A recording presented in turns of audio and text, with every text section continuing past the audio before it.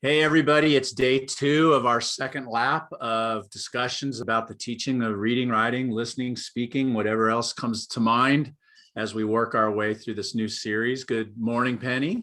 Good morning. Oh, I was excited yesterday just to see, I don't know, some old friends who watched these before. And you know how you feel like you're friends on Twitter with people? And it was just really, I was grateful. It's like reaching out into the world and having somebody tug back.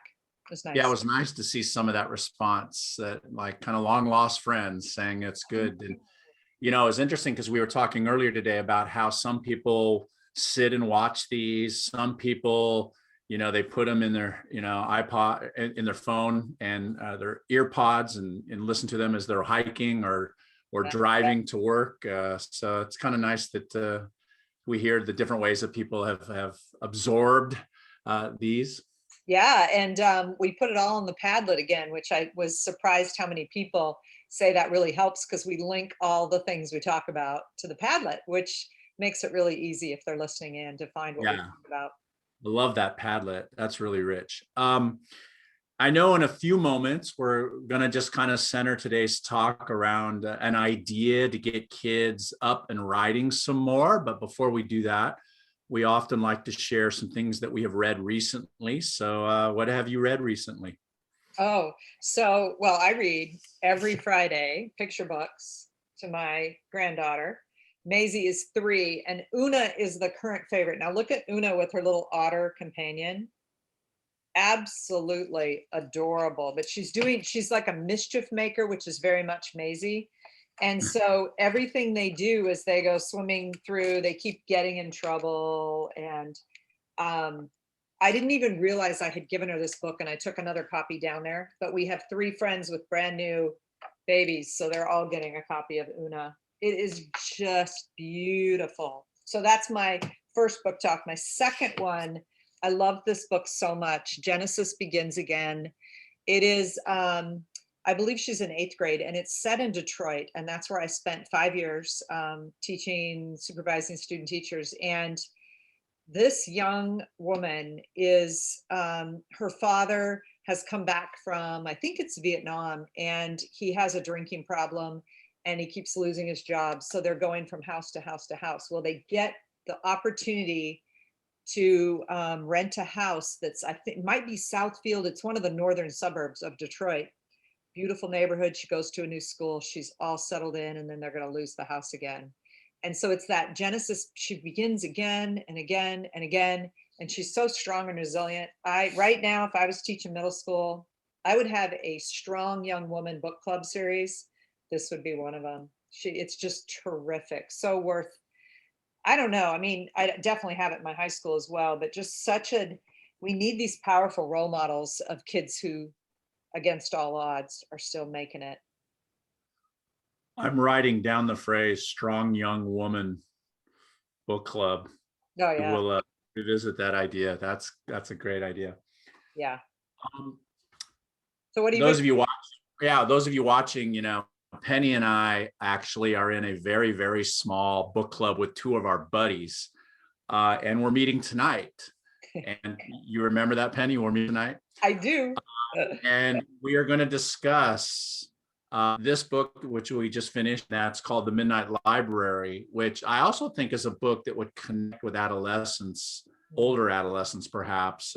It's a mature topic. It's the story of a young woman who attempts to commit suicide. And in the midst of that attempt, she's kind of hovering between life and death. And she visits the Midnight Library, in which a librarian gives her the opportunity to go back in her life at certain moments and to make different decisions in her life. And actually, each chapter kind of segues back to a key moment in her life. And instead of doing X, she does Y, and then she comes back. And I just think it's not a genre I read a lot, so I really appreciate that it was chosen for our book club.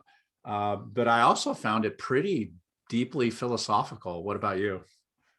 Oh, definitely. I have a really distinct memory of when she looks around an entire library, and every one of them holds a story of her that's an alternative story of her. To me, that was Mhm. just like, Mhm. didn't you immediately go like, would that be that and that and that and that? And then how she started by having to list her regrets because it was the list of regrets that then pointed to, you're going to go back and change that, and how will it turn out? Um, like you, not a genre I usually read, but I think that the thing I liked the best was the way it made me reflect on how significant things can be in a life. Yeah, I mean, it kind of gets into that whole butterfly effect thing. And I don't know, it reminded me, I think we've discussed this movie sometime in our past, but the Sliding Doors with Gwyneth Paltrow, Yeah. in which she plays a young woman who gets up in the morning and she catches a train and goes to work, and then she comes home, life continues. And then the movie starts over and she goes to work and she doesn't catch the train. And because she doesn't catch the train, she comes back home. And because she comes back home at this time instead of that time, her life goes in a completely different direction. And the movie toggles between life A and life B, all because she made the train or all because she didn't make the train. I don't know. I love stuff like that. Yeah, that's a good echo of that, huh? The second thing is, as you know, and I don't want to bore people with this for too long, but I am in the midst of my first lap through Game of Thrones. And it's weird because watching it not over 8 years, but watching it over 4 or 5 weeks when it's tightly compressed, it's a lot of violence and a lot of heartbreak Mm. to absorb every single night. And tonight we're in episode 6, episode 9 and 10.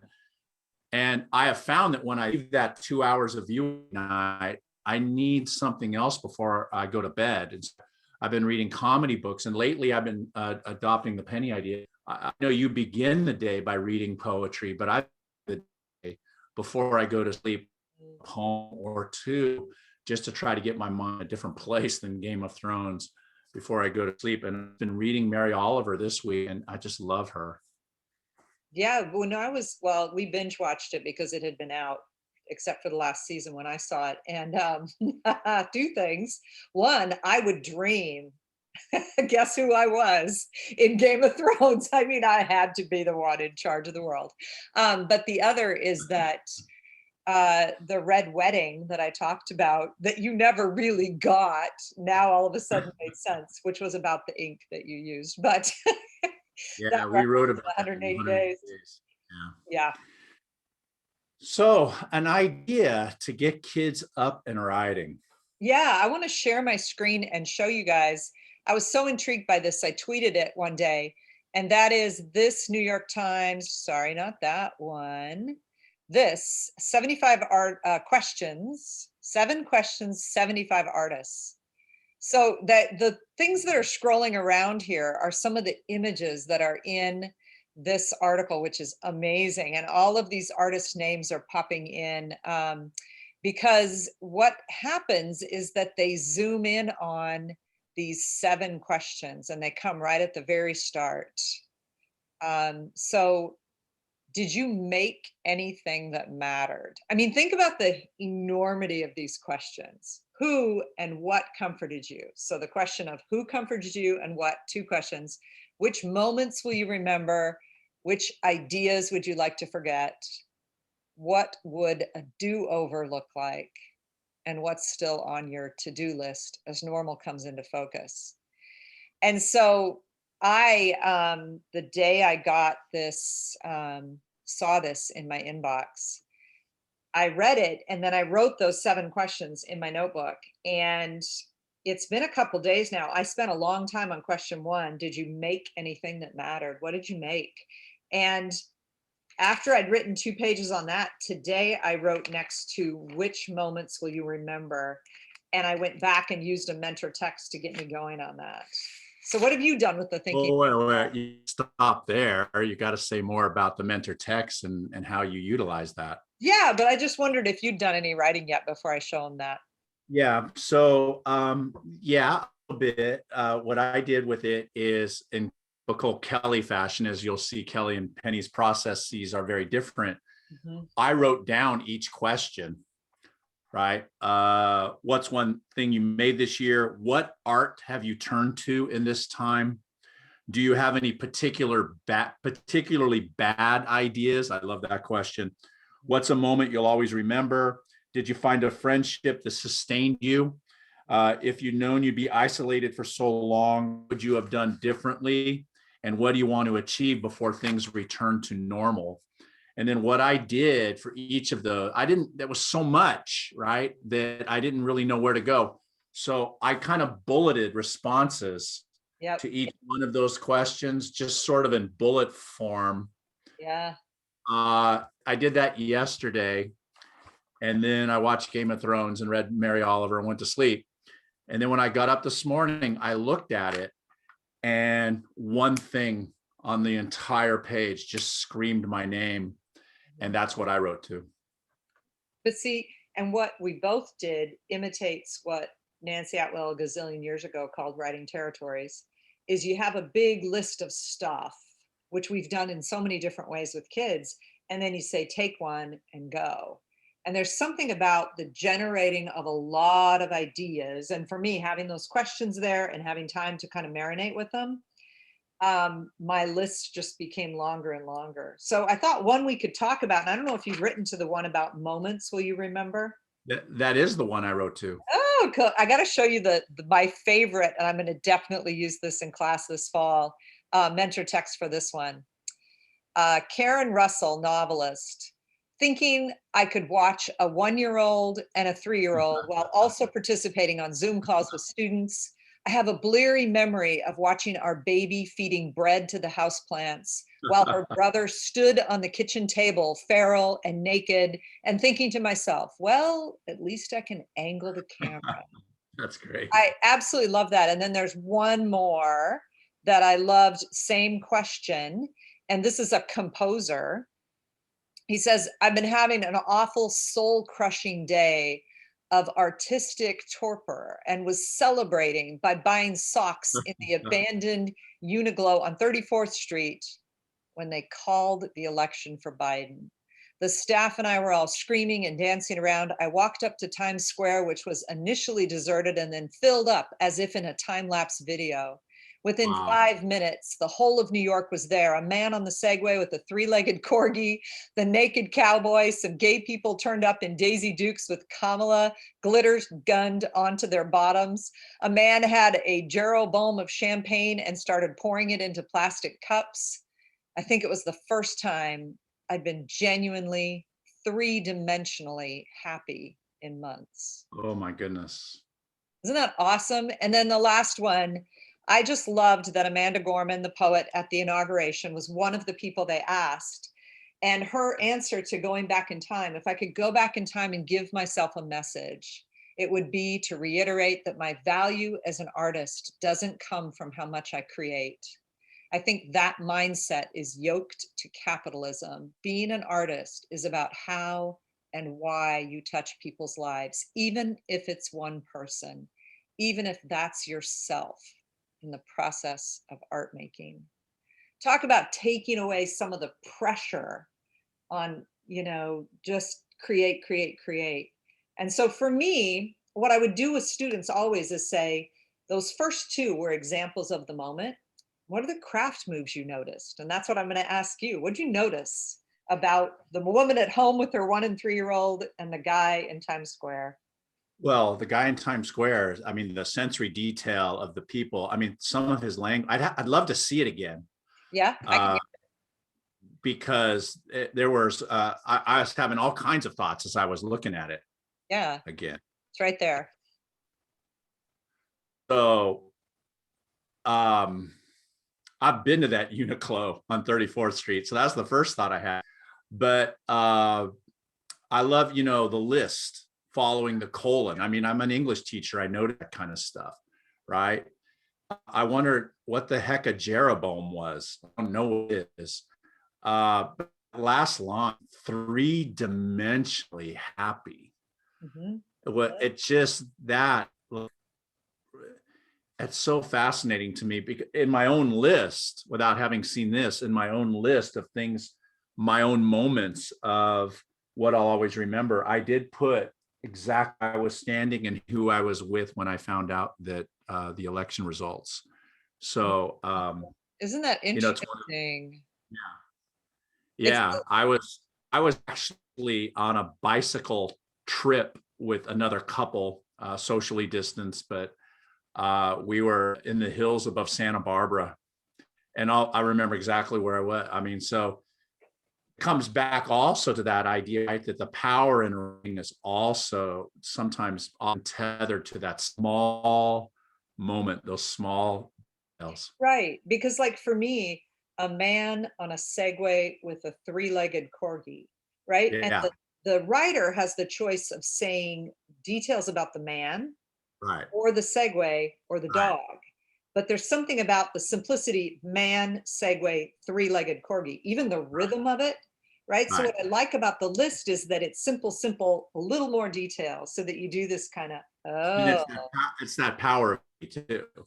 exactly. And the other one, it was really truly my favorite, was the idea of this kid on a chair, somebody feeding bread to a houseplant. That's so bizarre, but so real life about kids that that one, I'm just going to share my screen again and show that one because in this one, look at, she's got, thinking I could do this semicolon, and then this is one long thing so that the moment is this swirl that is all one sentence. That's a very different craft move than the list, which is broken into, it's like I'm glancing at the cowboy, I'm glancing at the Daisy Dukes, I'm glancing at the champagne. This is the way I think it should be written, which is everything is crazy right now with those two kids. So it's a rich piece of writing. There's so much in that article that we could use. So what'd you write? Um, let's see. Bags of groceries piled on Pat's workbench in the garage, bottles of bleach with spray nozzles, Hannah and Pat spraying and wiping things down, me carrying them indoors, bursting into tears when Pat woke up with a fever and chills, and Cam and Ellen and Maisie were in the kitchen, holding Cam in the driveway saying, I'm so scared. Listening to Hannah teaching downstairs in the basement with joy, watching Gilmore Girls, Parenthood, and Love It or List It, one episode after another. Love it. What'd you write? Well, as I said, I went back. I didn't try to emulate a passage per se. I just took one of my bullets and ran with it wherever it would go. But I was looking at those moments I'll always remember. Driving on a completely deserted Los Angeles freeway. If you're from around here, I can't even explain how surreal that was. And I don't, I wrote about something that bothered me, but I want to put it in the context as well that one of the things I bulleted was I personally some people who died from COVID, and I want to keep my complaint in the proper you know, degree compared to what's going on. So I was kind of thinking that I'm complaining about this when the world is really really suffering. But the moment that really popped for me when I opened it up this morning was the idea that my daughter and my now son-in-law got married. And during that pandemic, they had plans, of course, for a big wedding, but got tired of waiting. So they went to the courthouse, Santa Ana courthouse, and they got married. But because of COVID, you were only allowed one witness. Now, Jay, my son-in-law, his parents live on the East Coast, so that wasn't an issue. So the question becomes who's the witness, me or my wife, right? And so I insisted that my wife do it. But I took a photo of me sitting outside by myself while my oldest daughter is getting married. Here's the photo. I don't know if you can see my angst in that photo or not. That's me sitting outside, and I just wrote and around it and kept going and kept going. And what's fascinating about it to me is it led me, we talked about this a little bit yesterday, it led me to something I hadn't thought about in 30 years. Um, I had something happen 30 years ago, uh, the way I calmed myself through that crisis was, don't worry, I'm going to be there for my daughter's wedding.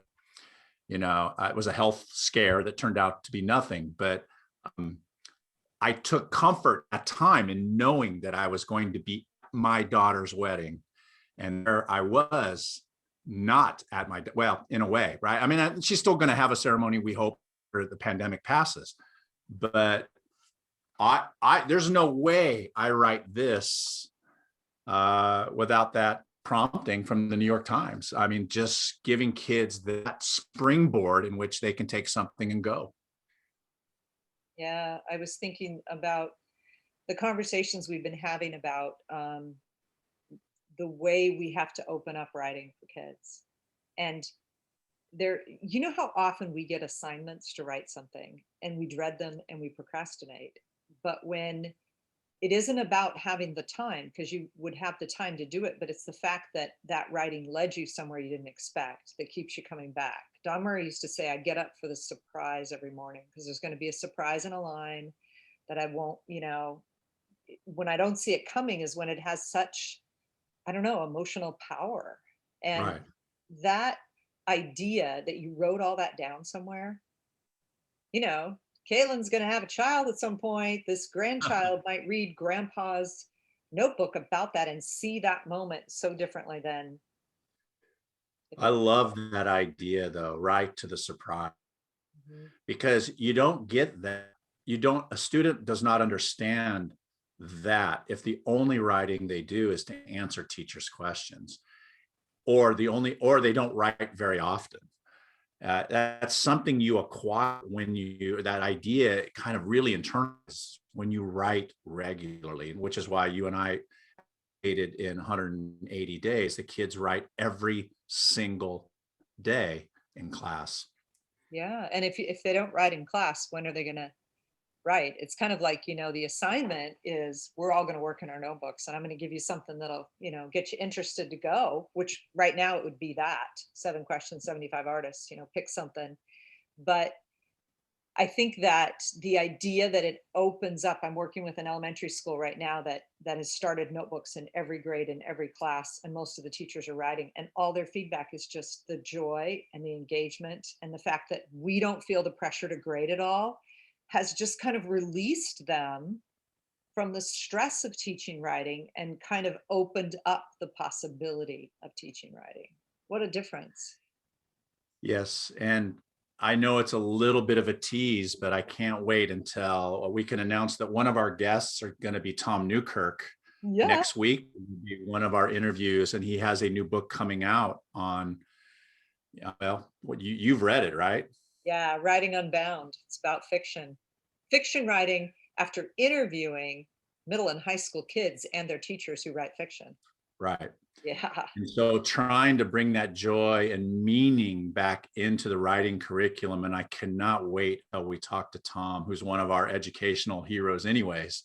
That's going to be And a the really, editor of our new book. So yeah, we yeah. got to see him in lots of ways. So we will be back again tomorrow. Yep. It's good to see you guys again. Thank you for Right. joining us, and keep it going. Write your lives and All share, right. as we say. Bye.